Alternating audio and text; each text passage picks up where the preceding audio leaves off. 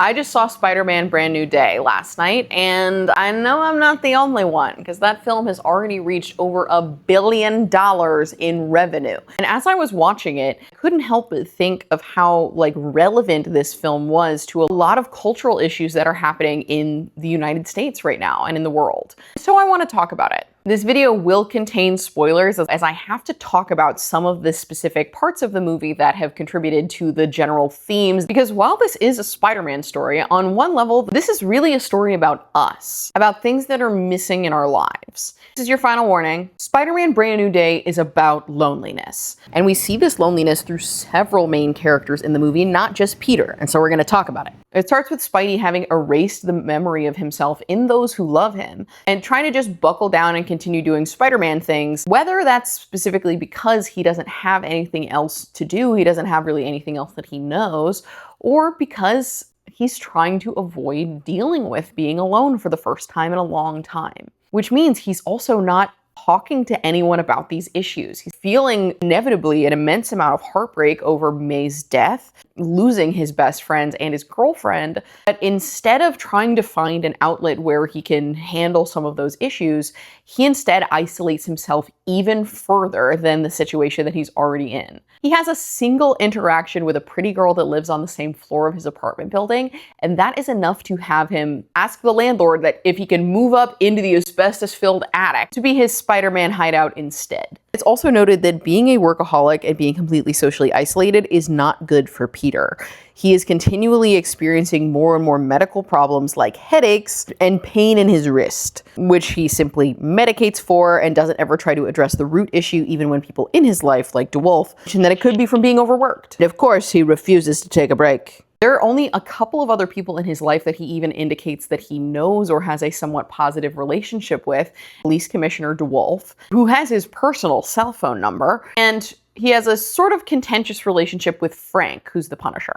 So he's not going long periods of time without talking to anyone at all. As the police commissioner points out to him, they don't really know each other. They talk on the phone all the time, but he's never asked the names of her children. She doesn't know anything about him, not even his first name. While these relationships exist in a sparing form in Peter's life, they are nothing more than a base level, shallow understanding of one another and nothing more than that.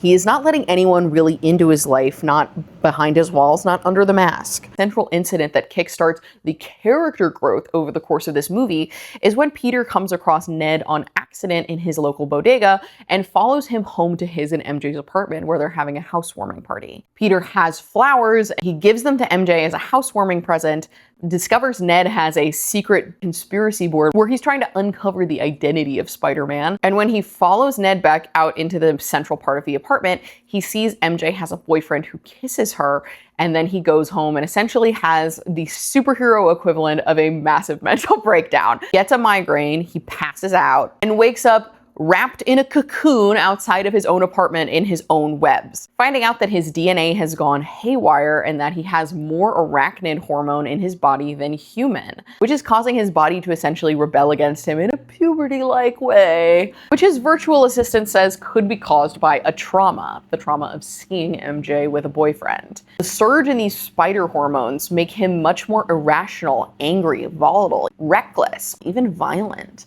All the things that are the complete opposite of how we know Spider-Man to be. Spider-Man is one of the few superheroes who never wants to kill anyone, especially with citizens and passerby and low-level minions. Might stun them and web them up to a wall somewhere where it's going to be difficult for them to get down, but he's not someone who kills in the same way that other people in the Marvel Cinematic Universe do. When he confronts Scorpion at Damage Control, he feels a surge in this arachnid DNA, his eyes go black, and he starts acting much more recklessly and violently than before, including flipping a cop car and accidentally almost killing a cop, which is not Spider-Man behavior at all. And time again over the course of the movie, other characters are saying that these sorts of issues are specifically because he's alone. Black Widow says that he's lonely and sad. Both DeWolf and Evie say that he spends too much time by himself, and that could be contributing to why he's acting this way, because it's a spider thing. But does he take the note yet? No. His loneliness is directly causing him to both emotionally and physically lash out at those around him. The central antagonist in this movie is Jean Grey, who, using telepathy, she can take control of people's minds and bodies, getting them to do her bidding and speaking through them. She tries to jump into Peter's mind, but he pushes her out. Just like he's pushed out everyone else, mind you. But because Jean is essentially the world's most effective stalker, she's able to find Peter's apartment, find his information, including his name, the note that he wrote explaining to MJ who he was and that they were together. This note which he'd been holding on to with such a level of secrecy. Because he doesn't want to tell MJ. He doesn't want to ruin things for her. The whole reason that he had her mind erased of him was so that she and Ned would be safe. But now she's in danger anyway, and Jean and Peter have to race to MJ, both to try and get control of her. Peter's trying to save her from Jean, but whatever. At one point, Peter thinks he's got her controlled, and so he runs off to MJ's, grabs her. She goes with very little struggle, and then they go up to a rooftop. And MJ starts spouting all of this stuff about, I feel like I've forgotten something, all those times that you saved me and Ned, we must have known one another.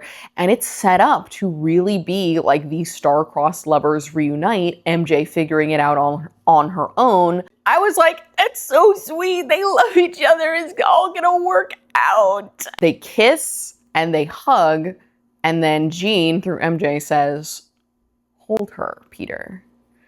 I know you've been wanting to. Which is also devastating because we know exactly how lonely Peter has been. And this moment proves that despite the fact that Peter did this for their own good, that he ultimately wishes he could take it back because he just misses being with her and being with Ned so much. Peter's essentially like, that's super messed up, dog.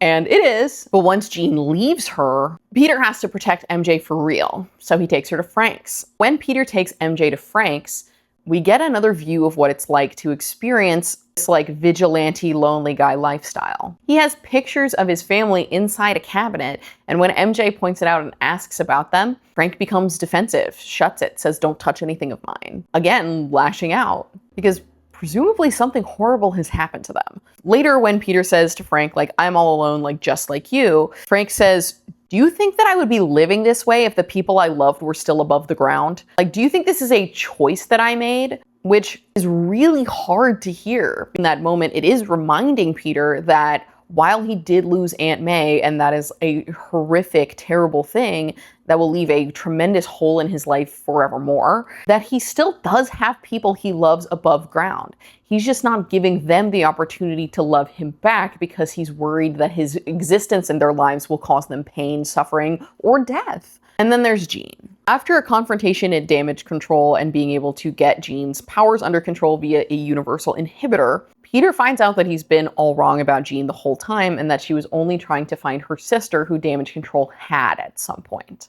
Jean is a telepath, and her sister Sarah, at least at some point, was more powerful than her because that's when Damage Control took her. And we see the scene of the two of them in the park on the day that Sarah got captured, showing Jean how to hop like she'd been doing the entire movie. She telepathically travels through the streets of New York City. Jean and Sarah are both tragic figures in this. They have spent their entire lives only having each other to rely on because of having been in the foster care system after their mother found out that they were telepaths. And as we know, the foster care system can be an incredibly difficult place for young people. Not having a family, not feeling like you have adults you can rely on, not to mention being treated badly, given up, sent from home to home, place to place, never really being able to put down roots or feel solid. But the sisters at least have each other until Sarah gets captured by Damage Control because they want to figure out how her brain works so they can make weapons that utilize that technology. And once Jean herself is captured by Damage Control, she realizes that her sister is dead. What Mr. Milchick from Damage Control calls a noble sacrifice is really just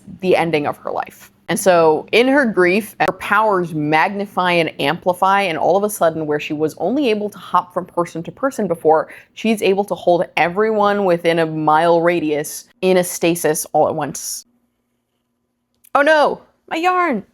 And when Spidey gets there, he finally lets her into his mind to see the memory that we've been seeing in bits and pieces over and over, which is him talking to Aunt May about not only how dangerous this can be and how much things can change with this superhero thing, but that there are going to be people who want to use him because he's special. But when we view this memory for the final time, Sadie Sink, Jean Grey, puts herself in Peter's position as though Aunt May is talking to her.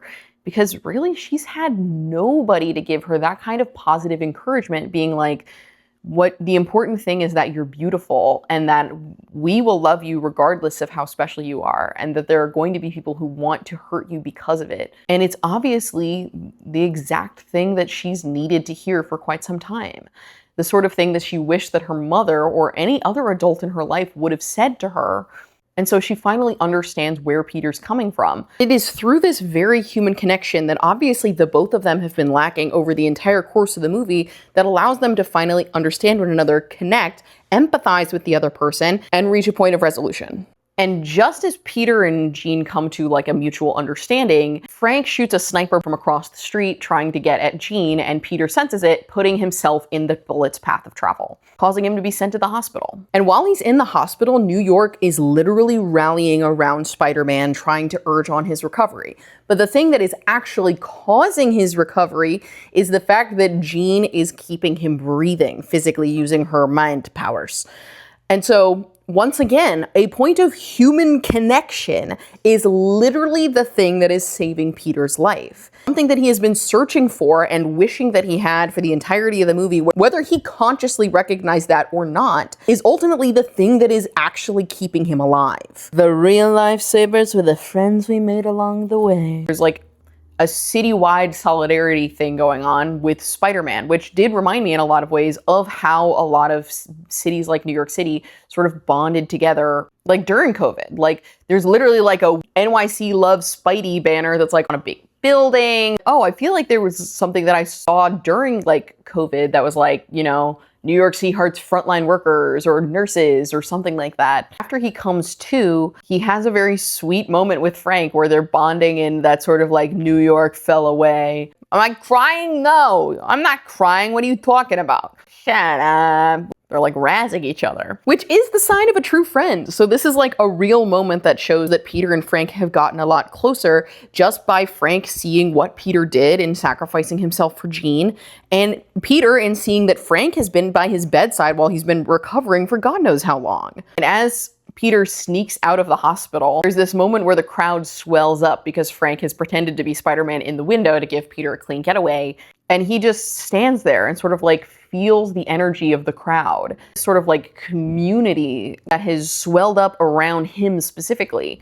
And he gets to feel this appreciation in a way that he really hasn't gotten to at any point. This is really like the human tapestry of this city, like all these people from different walks of life coming together. And so ultimately he goes back to Aunt May's grave and just promises her that he's not going to do it alone anymore. I think that the loneliness thread is very clear throughout this. It's Peter's loneliness that causes him to further self-isolate from the world and overwork himself to the degree that seeing MJ kiss another guy causes his spider DNA to go haywire as if he's actually experienced a trauma. And the movie makes a continued point of saying that this is because he's alone. And I think in a lot of ways that this reflects the sort of male loneliness epidemic that people have been talking about all over, but also just the idea that people in general are becoming more self-isolated and less likely to seek out community. Because just like your typical fella in the male loneliness epidemic, Peter has no friends. He's self-isolating because he wants to save other people from himself, and that ultimately that does hurt him. Because the tough thing about being lonely is that you don't have anybody to help you. And the reason you don't have anybody to help you in a lot of instances, if you're a lonely person in general, is because you're worried that it's going to be a lot or you're going to be rejected. And so instead of seeking out the help that you need, you instead try and deal with things on your own to varying levels of success. But ultimately, if you continue to keep things just bottled up and never talk about it, it might cause you to emotionally and physically lash out at others. The thing is that if you do have people in your life and you're just afraid of reaching out to them when you are in a bad spot, then you don't know if they're actually your close friends. If you don't give other people the opportunity to help you, it is a vulnerable moment to ask other people to help or to open up about things that are difficult in your life. But that ultimately, you cannot prove that you have close friends if you are hiding that from them. It is a profound moment of trust and safety in securing a close relationship to help someone go through a difficult time. Even if it's just, I had a really difficult day at work, or I've been having prolonged mental health issues, or I'm dealing with this, that, and the other, you know, like, and the ultimate solution is the human connection. Just like DeWolf is saying to Peter that she doesn't know who he is, he doesn't know her kids, so they aren't close. Like, they're not actually investing in that relationship. Having people that you know and having people that you trust are very different things. And the only way that you can create trust is through being vulnerable about the things that you've gone through. In this movie, you could argue that he's not really taking the time to mourn Aunt May. We don't see him do anything except bring her flowers and talk to her. We don't see all of that emotional crushing that happens immediately following a death in the family, especially if someone's so close. And we see him following Ned and MJ on Instagram throughout their time away because he can't be with them. And that obviously saddens him, but not in a way that he ever expresses to anyone because he doesn't have friends. Meanwhile, Jean is alone maybe for the first time in her life because all she's ever had to rely on is her sister. Her history in the foster care system, her history with damage control, by her and Peter's final confrontation, has created a person who is so cynical of the human connection that I think it really does catch her off guard when she enters into Peter's mind and sees his aunt being like just the angel that she is. And Frank is somebody who obviously has already been in a sort of similar situation. And while Frank is not a superhero, he does exhibit a lot of those traditional superhero traits of like having a very tragic backstory. Frank is living entirely by himself in an industrial something or other. He is so convinced that nobody pleasant would ever come to hang out with him that he has booby-trapped it up to the gills such that MJ and Peter are almost taken out several times just trying to get to his front door. And I think that that conversation with Peter, where he says, I wouldn't be living this lonely man lifestyle if my family were still alive, would really cause Peter to take a moment to realize he's been taking his alive friends for granted and that he's lucky to have them, even if it's not in the same way. Frank really provides a foil to Peter. Peter is making the choice to step away from people he loves so that they don't get hurt. But in the end, he's still lonely. Frank is lonely because he's been in a situation where everyone that he knows has been hurt. In the end, the two of them bond and are like actual friends, which means that Peter is building back up the support system that he was missing at the beginning of the movie. It's important for everyone to have a support system, and it's really also important to be invested in community. I think New York is a particularly interesting setting for this movie and for an emotional, empathetic story like this in order to self-isolate to the degree that Peter is trying to do. Like, you gotta actually try really hard to not create social bonds in a city where you're running into physically multiple people a day if you ever leave the house. Peter buys flowers very frequently for May's grave from the same bodega. We don't see the person who works in that bodega until Ned has a conversation with them specifically. And presumably this might be the same person that is there all the time when Peter comes in to buy those flowers, but he's never had a conversation with her because he's consumed somewhere else. And I also feel like New York has a lot of like very community-based elements to it. And partially this could be my highly romanticized version of New York. I've watched all of Sex and the City. I've been seeing a lot of positive things coming out from Zohran Mamdani's New York right now. Not to mention people talking on the internet, you know, showing New York pride, being bonded together for the Knicks, and to make social bonds with like your local bodega person because you're just around them all the time. There's sort of like a small town community energy. As a person who has lived in a small town for the entirety of my life, there are a lot of aspects about community that I see day to day that I feel is reflected and amplified in New York. So actual New Yorkers, feel free to correct me on that if I'm like totally off base and it's just like a Hollywood version I keep in my brain. And I think that the movie itself is trying to also emphasize that. In the final credits of the movie, they have all of these clips of things that are like very quintessentially New York. A guy playing chess by himself in the park, a guy asleep in a lawn chair out on the sidewalk. These things that are like so minuscule, but I think it is in a lot of those moments where you're like in a big city or surrounded by a lot of people where you are reminded of like how much everything that we know and love is built on a million tiny things and moments and actions done by individual people. It's the human experience coming to the forefront. I think that some of the most beautiful moments in the human experience that I've had so far come from those like minuscule day-to-day interactions where you just have a random conversation with somebody in the grocery store about something that you're both looking at. And I think that Spider-Man Brand New Day really captures a lot of that like minuscule human connection that can only come from really being willing to engage in community. Ultimately, I really liked it. Did you like the movie? What do you think about people being lonely out there? Make some connections in the comments, people, and make sure to like this video and subscribe if you want more stuff like this, because I think it's coming.